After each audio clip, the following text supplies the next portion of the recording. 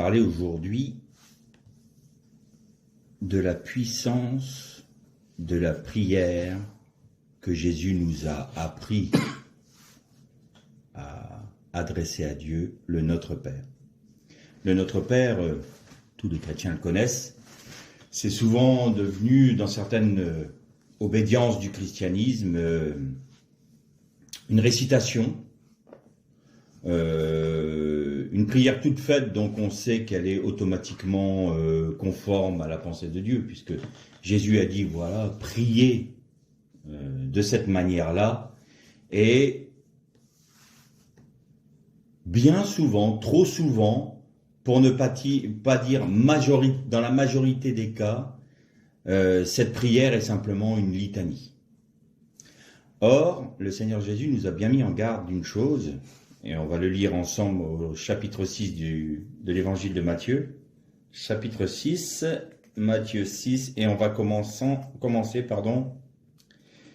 au verset 6.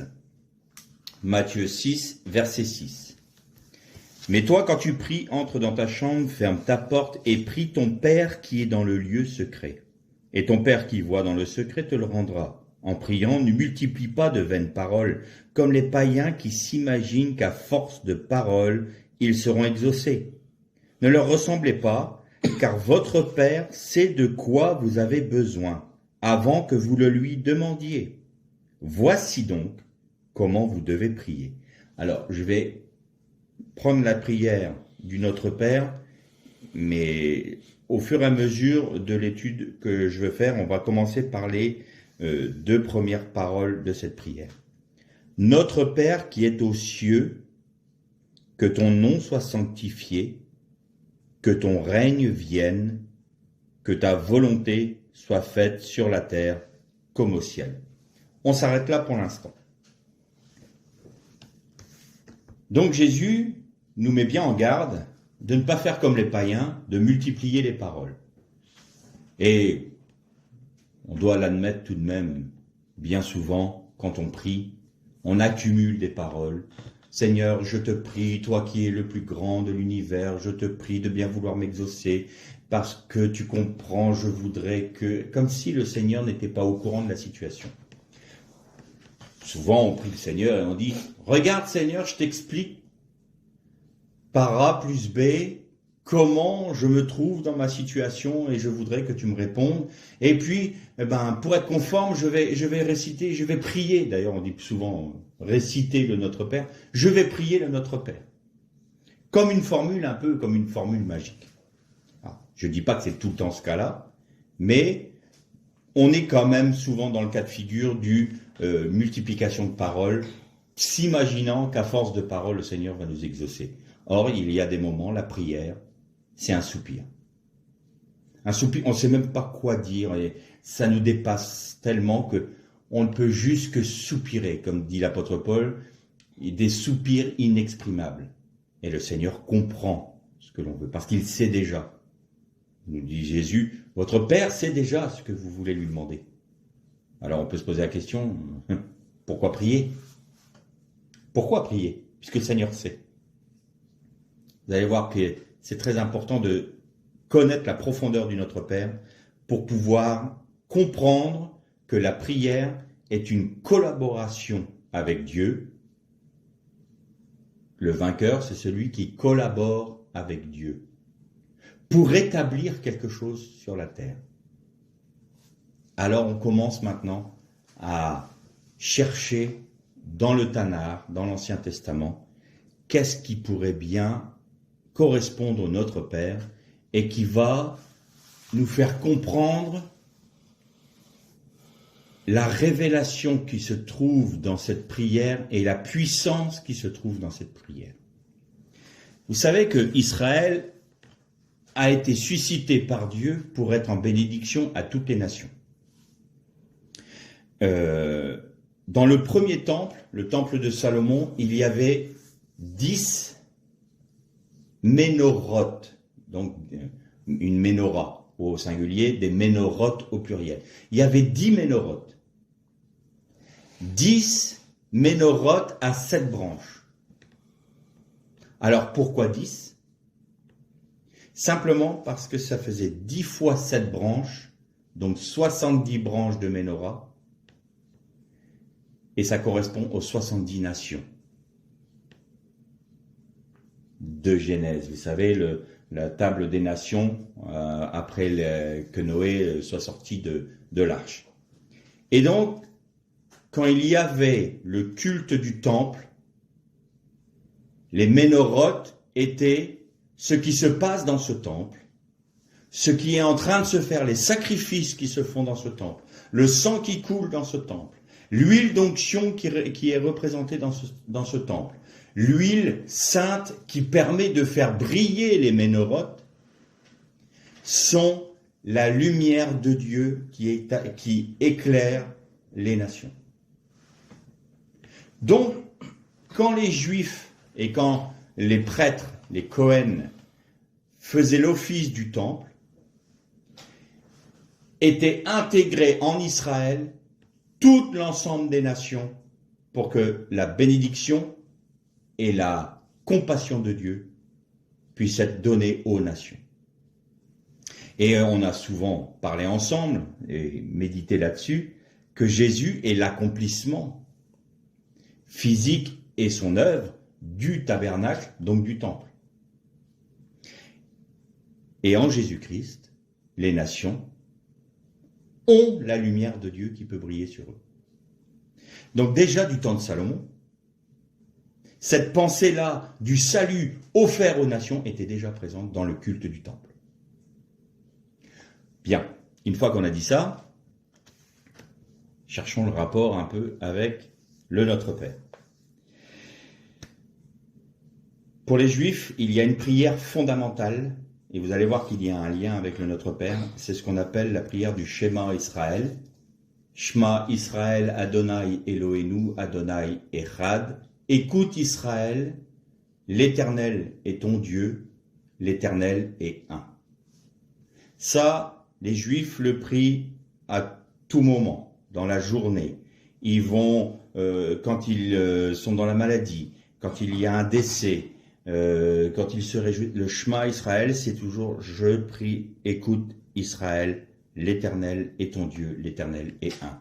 Mais le mot Shema n'est pas simplement écoute comme ça. Tiens, en fait, écoute, j'ai un truc à te dire. C'est plus que ça. Dans le Shema Israël, c'est écoute, concentre-toi sur ce qui est dit. Mais plus encore, concentre-toi et obéis à ce qui est dit. On pourrait traduire concentre-toi sur ce que je te dis et obéis à ce que je te dis, Israël, car l'Éternel est ton Dieu, l'Éternel est un. Et là, ça donne une dimension beaucoup plus grande à cette prière. Écoute et obéis.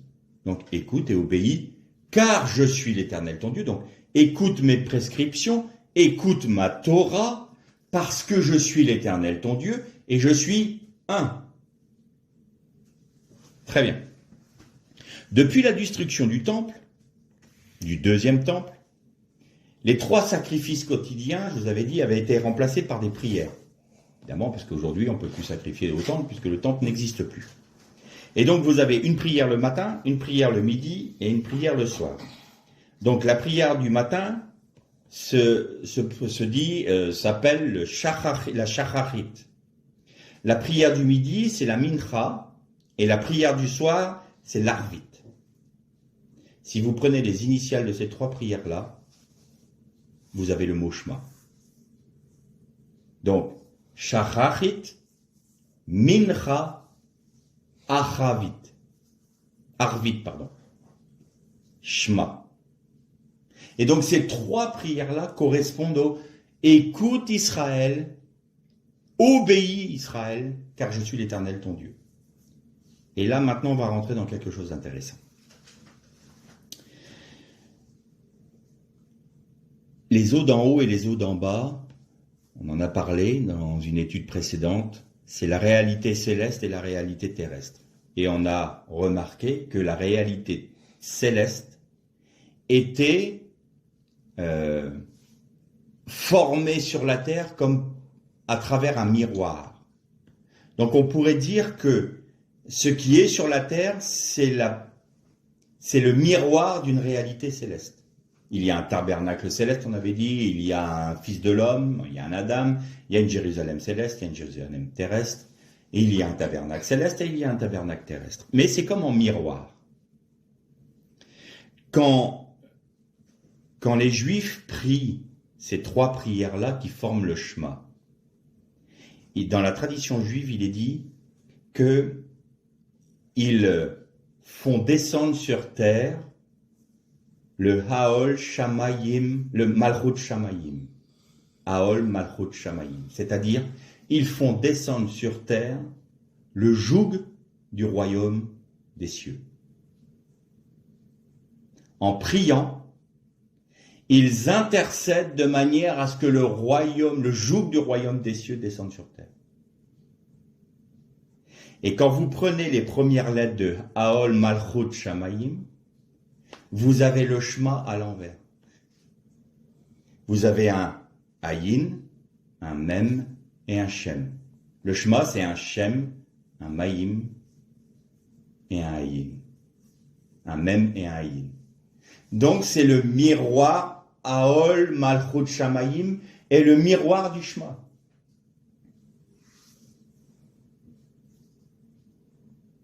Et qu'est-ce qu'il est dit dans le Notre Père? Que ton nom soit en sanctifié, Shema Israël, Adonai Eloheinu, l'Éternel est ton Dieu. Que ton nom soit sanctifié, l'Éternel est ton Dieu, l'Éternel est un. Je suis un.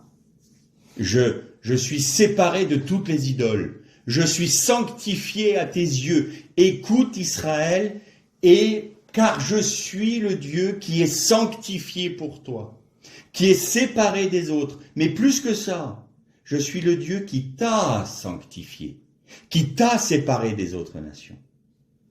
Shema Israël, et vous avez Haol Malchut Shamayim, le joug des cieux. Que ton nom soit sanctifié, que ton règne vienne. Malchut Shamayim, le royaume des cieux, que ton règne vienne, que ta volonté soit faite sur la terre comme elle l'est dans les cieux. Que ce qui est en miroir dans les cieux se manifeste ici dans la réalité terrestre. Nous intercédons pour que le royaume des cieux vienne s'établir sur la terre. Et notre Père est en relation directe avec le Shema Israël. Puisque ce sont les deux mêmes prières qui ont la même essence. C'est-à-dire que l'essence de ces deux prières-là, c'est de demander à Dieu à ce qu'il amène, qu'il fasse venir son royaume sur la terre. En Jésus-Christ, cela s'accomplit.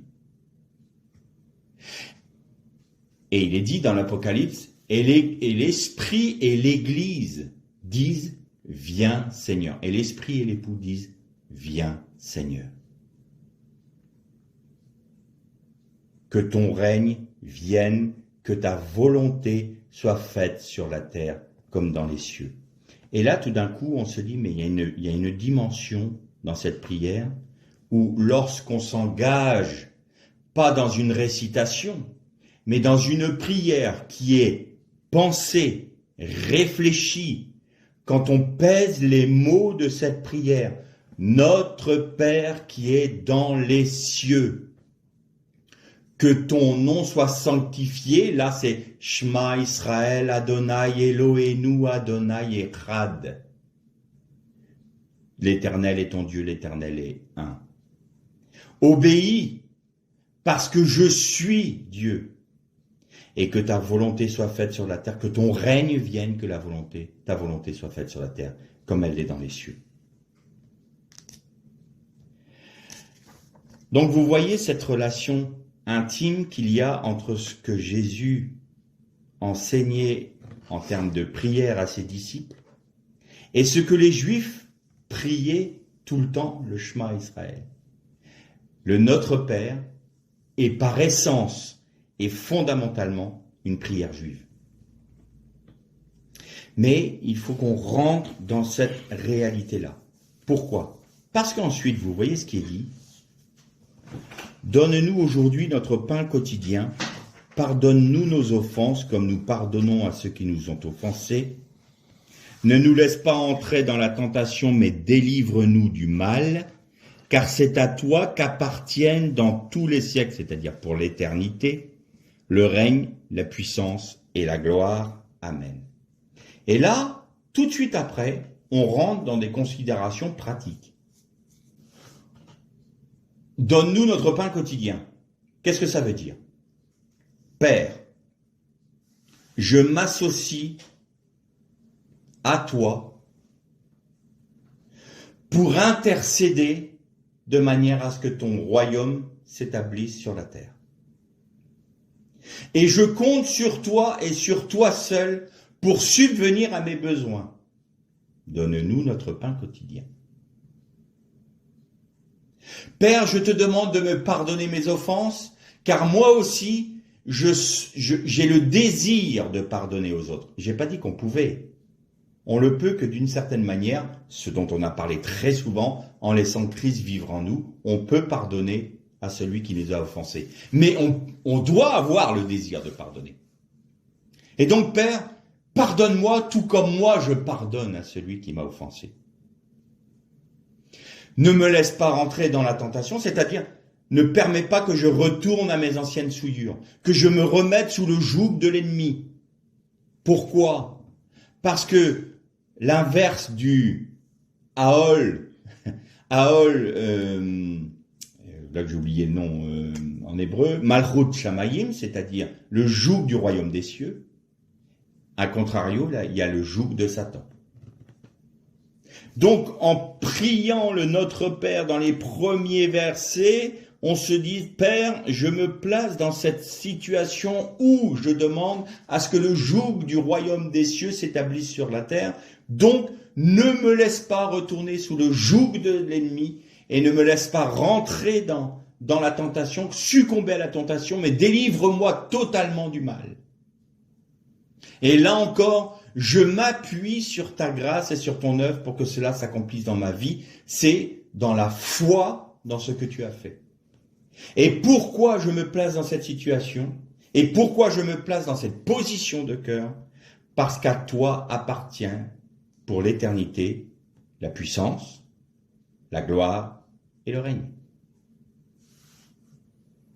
Qu'est-ce que je dis en somme, en finissant cette prière? Je dis, parce que je proclame et j'établis le fait que tu es le seul et unique créateur de toutes choses, que toi seul et uniquement toi as la gloire, la puissance et le règne. Et nous entendons le Shema Israël, l'Éternel est ton Dieu, l'Éternel est un. Tu es le créateur de toutes choses, tu es celui qui est glorieux et tu es celui à qui appartient le règne. Nous avons une relation permanente avec le Shema Israël, c'est-à-dire avec la prière principale des Juifs. Pourquoi cette prière est importante? Parce qu'elle est celle qui est établie sur la terre, qui intercède pour l'établissement du règne de Dieu sur terre. Et de notre Père, c'est ça. Alors, de manière pratique, on a parlé des ménorotes du premier temple. Donc, est-ce qu'il y a un secret à découvrir avec la ménorah? Dans la tradition juive, il y a un psaume qui est écrit en forme de ménorah. Vous prenez alors évidemment pas dans le parchemin, hein, pas dans le rouleau de la Torah, mais souvent ce psaume-là, quand il est sur un tableau, quand il est dans un livre, dans une gravure, c'est une ménorah avec le verset. Et ce psaume-là, c'est le psaume 67. Alors on va le lire ensemble si vous voulez. Le psaume 67. Et vous allez voir que c'est un psaume messianique et un psaume où les nations sont pleinement intégrées. Et nous allons trouver le lien dans ce texte-là avec les fameuses ménorotes du premier temple. Que Dieu nous accorde sa grâce et qu'il nous bénisse, qu'il fasse briller sur nous sa face, afin que l'on connaisse sur la terre ta voie et parmi toutes les nations ton salut. Alors, juste pour la précision, parmi toutes les nations, ton salut, dans le texte original hébreu, vous savez comment c'est écrit? Yeshua. Jésus sauve, hein? Donc là, vous avez le nom de Jésus qui est pleinement dit. Donc c'est Yeshua. Les peuples te célèbrent, ô Dieu. Tous les peuples te célèbrent. Les foules se réjouissent et triomphent, car tu juges les peuples avec droiture et tu conduis les foules sur la terre. Les peuples te célèbrent, ô Dieu. Tous les peuples te célèbrent. La terre donne ses produits. Dieu, notre Dieu, nous bénit. Dieu nous bénit et toutes les extrémités de la terre le craignent. Et là, vous avez une structure où les premiers versets ont 7 mots. Alors, ne cherchez pas dans votre texte français, là je vous parle de l'hébreu. Vous avez 7 mots hébreux. Donc la première branche, 7 mots. La branche qui correspond, qui est la 6e de la Ménorah, a 6 mots, et ainsi de suite. Et vous avez l'ensemble des versets, il y a 7 versets. Et les versets, je vous ai dit, forment 7 mots. 7 fois 7, 49, qui correspond aux 49 jours entre Pâques et Pentecôte, entre Pessah et Shavuot. Et pourquoi c'est important? Parce que ça nous parle du sacrifice, de la sortie d'Égypte et du don de la Torah. Mais au cœur, c'est-à-dire la branche principale de la Ménorah, le verset qui correspond à la branche principale de la Ménorah, c'est le texte concernant les nations. C'est-à-dire que là, je vous fais sortir d'Égypte et je vous donne la Torah, mais en cela, en vous, Israël, qui êtes la représentation de la Ménorah, dans votre cœur, il y a les nations que j'ai mis. Pour que vous soyez, vous, Israël, en bénédiction aux nations. Et comment pouvez-vous être en bénédiction aux nations? En étant leur salut. En étant leur Yeshua.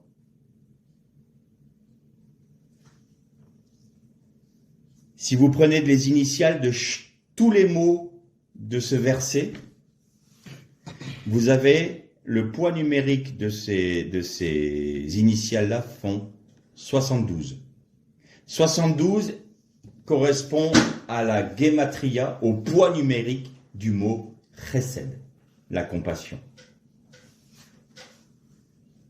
Et bien maintenant, on va aller un peu plus loin.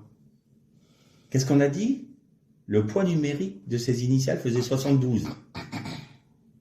C'est le psaume 67. Donc c'est 72 dans un psaume. Allez, on va dans le psaume 72. Allons dans le psaume 72. Au verset 5,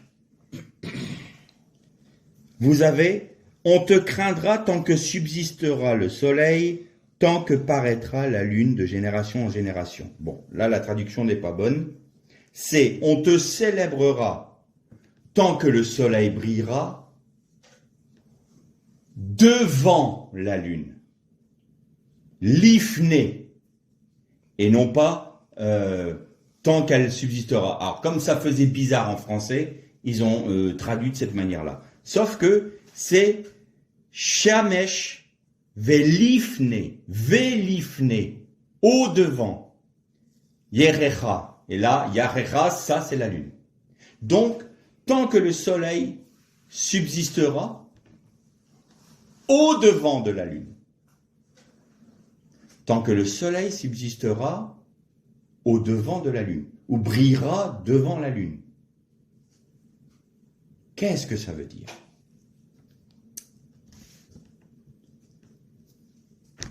Vous vous souvenez que je vous ai dit que quand ils étaient sortis d'Égypte, le peuple d'Israël a fait le veau d'or.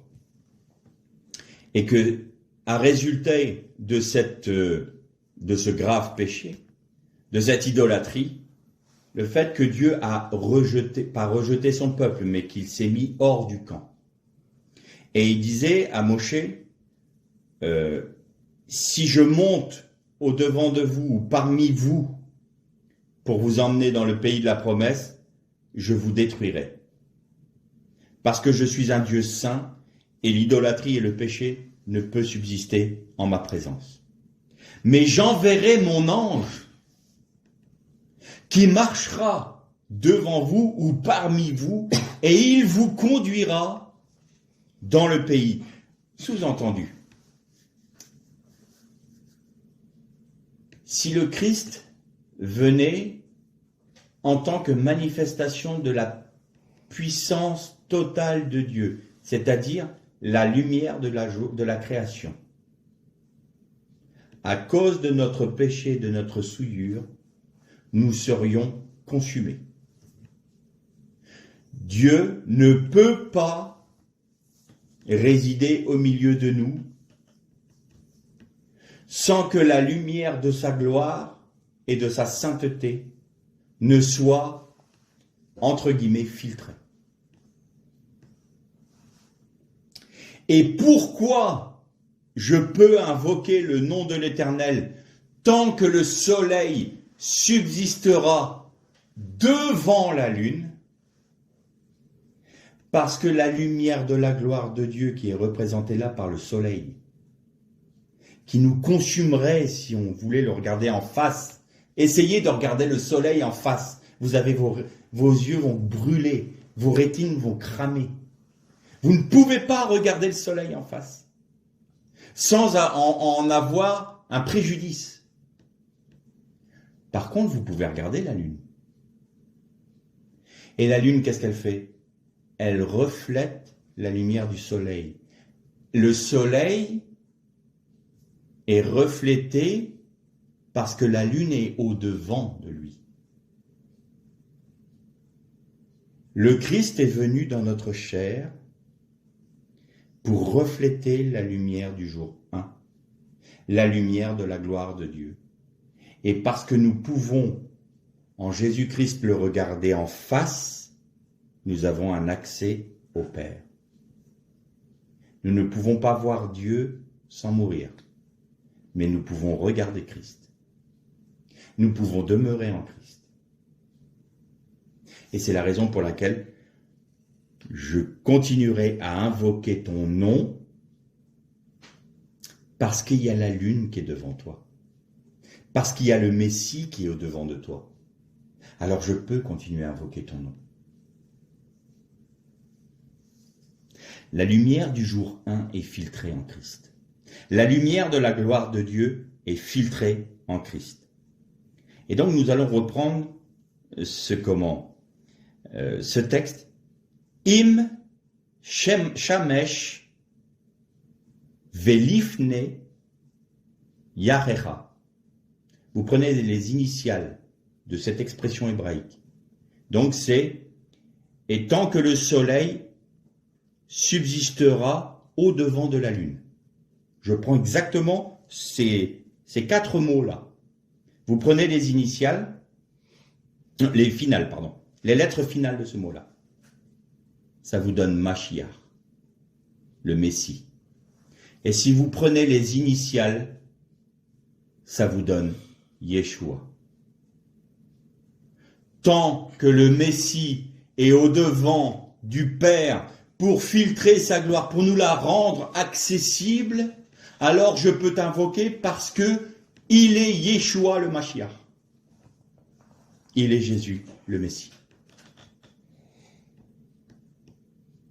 Donc vous voyez que ce qui nous a conduit sur du psaume 67, qui est un psaume prophétique et un psaume messianique, qui nous ramenait au psaume 72, qui veut dire récède, la compassion en Jésus-Christ, la compassion de Dieu en Jésus-Christ. Et là, il nous est dit carrément, oui, en Yeshua Mashiach.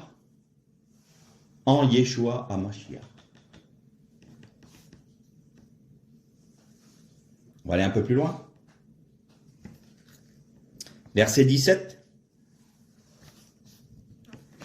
Son nom subsistera toujours, aussi longtemps que le soleil, son nom se perpétuera.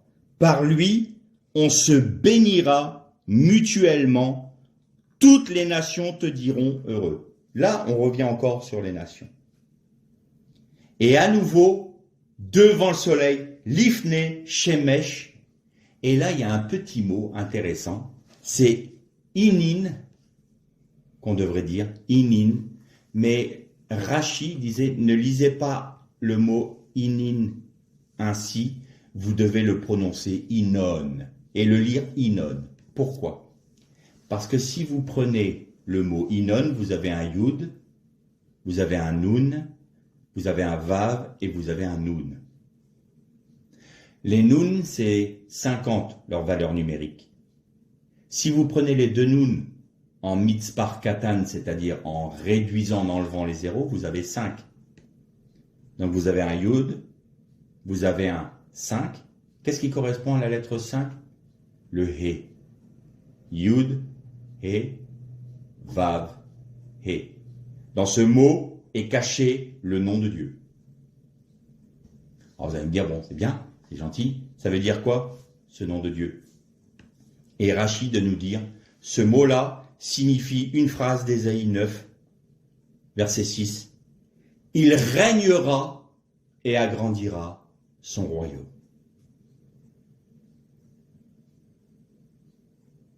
Et nous trouvons le lien entre la prière du Shema Israël, du psaume qui correspond au Ménorot du temple de Salomon et donc des nations, au psaume 67, qui nous conduit à la compassion de Dieu, la récède, et donc au psaume 72 qui nous dit que la compassion de Dieu est Yeshua HaMashiach, parce que son nom subsistera devant le soleil, parce que est caché en lui le nom divin qui ne se prononce plus aujourd'hui. Tout est réuni en Yeshua HaMashiach, en Jésus le Messie. Et pourquoi tout est réuni en lui? Parce que quand vous priez le Notre Père, vous vous liez au Shema Israël, qui vous ramène au psaume 67 et au psaume 72, qui vous dit « Établis ton règne sur la terre, parce que Christ est le règne de Dieu. » Quand il reviendra, cette prière sera parfaitement exaucée. Non seulement la prière des Juifs, Shema Israël, mais la prière des chrétiens et des Juifs et des chrétiens, on va dire oui, chrétiens, de ceux qui ont reconnu le Messie en Jésus, parce que c'est ça qu'ils appellent. Quand on prie le Notre Père, on dit « Seigneur, maintenant que ton règne vienne. » Quand nous prions le Notre Père, nous nous unissons aux Juifs d'il y a 3000 ans, qui dans le temple priaient entre les 10 ménorotes, Shema Israël, Adonai Eloheinu, Adonai Erad. Et le Notre Père est un écho à cette prière depuis ce temps-là. Et cette prière résonne comme le chauffard, comme un chauffard. Que font les Juifs à Rosh Hashanah, c'est-à-dire au jour de leur jour de l'an? Ils sonnent le chauffard. Je vous le donne en 1000.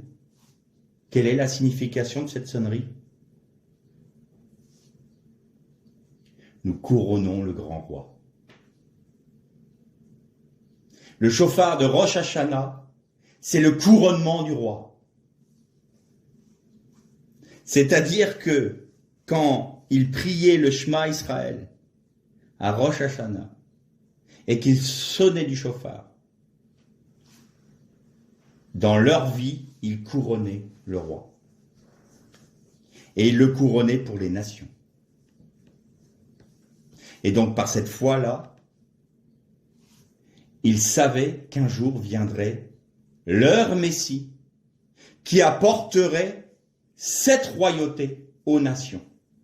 Et Jésus a dit, maintenant c'est fait, voilà comment vous devez prier.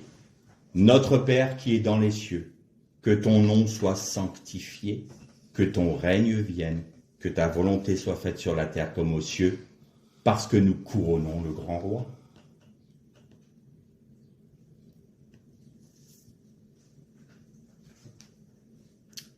Quand nous couronnons le grand roi, il faut qu'il le soit d'abord dans notre vie. Et si nous laissons le grand roi être couronné dans notre vie, nous vivons selon quoi? Selon la vérité.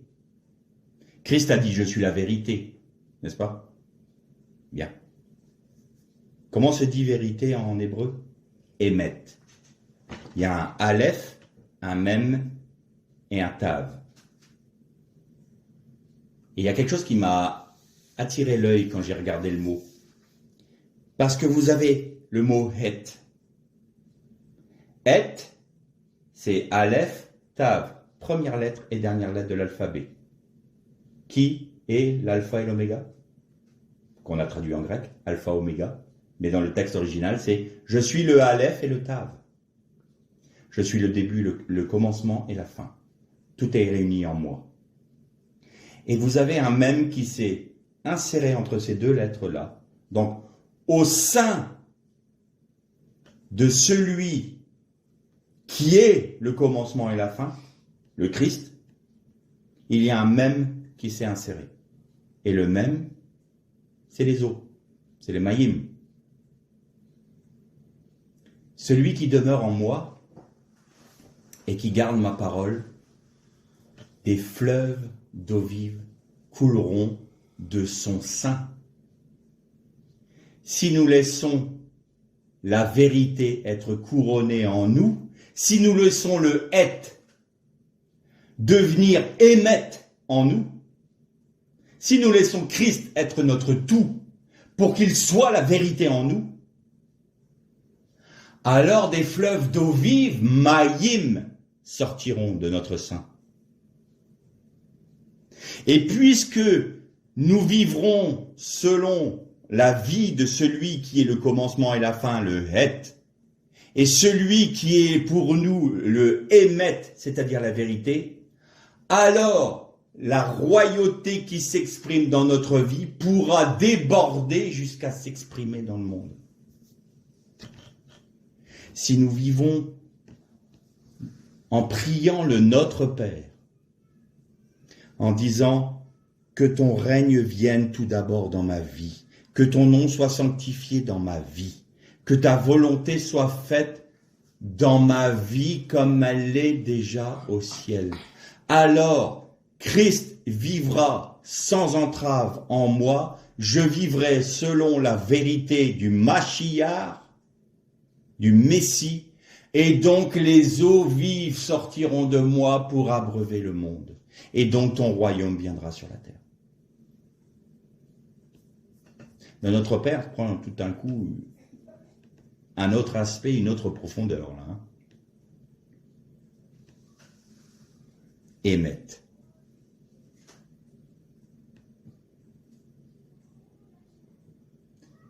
Le émet doit devenir partie intégrante de nous. Et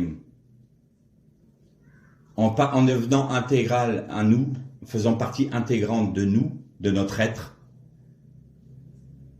c'est le aleph et le taf qui devient, j'ai envie de dire allez, je vais dire le mot, nos cellules, n'est-ce pas? Si Christ devient les cellules de notre être,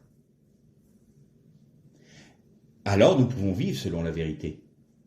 Et nous pouvons transmettre cette vie aux autres. D'accord?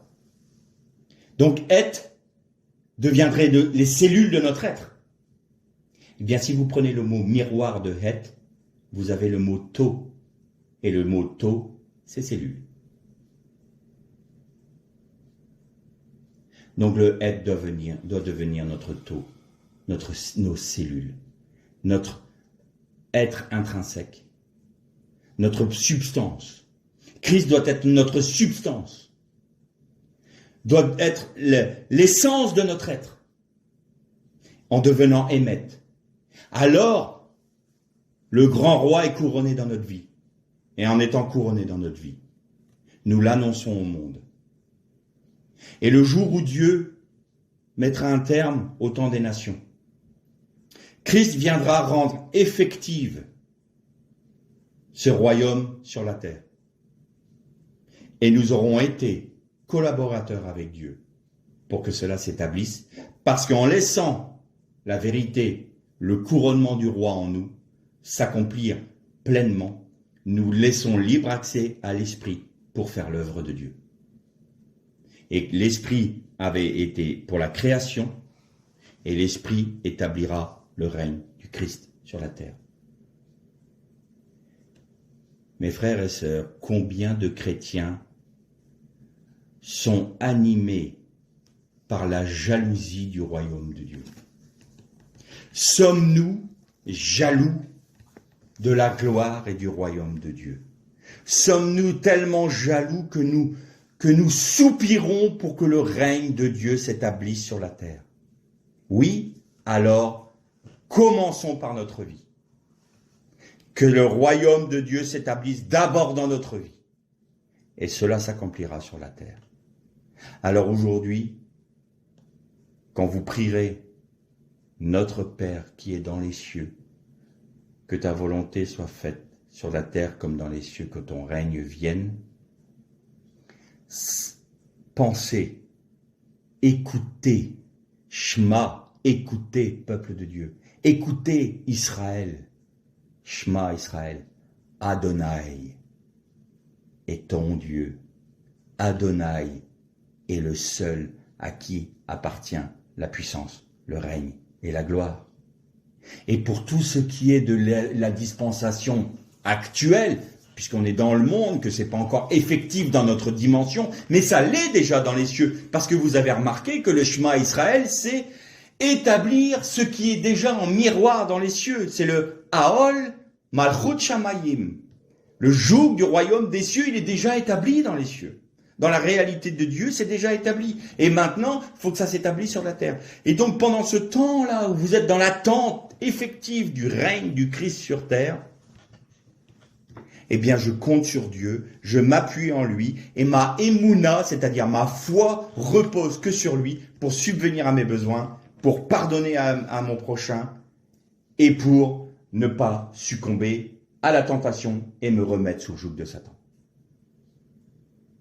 Le Notre Père établit non seulement le royaume de Dieu dans notre vie, mais le royaume de Dieu sur terre, mais en plus, il nous donne de quoi subvenir à tous nos besoins spirituels et matériels et humains pour l'attente effective du royaume du Christ sur la terre. Notre Père, c'est tout ça. C'est pour ça que Jésus n'a pas dit « priez pour ci, priez pour ça ». Tout est réuni dans la prière du Notre Père. Tout y est.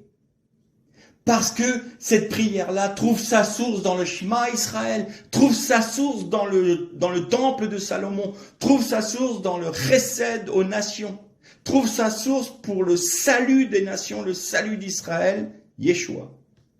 Tout est accompli. Tout est en elle. Tout est dans cette prière. Cette prière, c'est une bombe atomique. Cette prière, c'est la puissance du peuple de Dieu. Mais nous devons être conscients de ce que nous prions. Nous devons être conscients de ce que nous disons. Et nous devons être... Nos cellules doivent être impliquées dans cette prière. Notre être doit être tendu dans cette prière pour être unis à Dieu en Jésus-Christ. Que le Seigneur vous bénisse.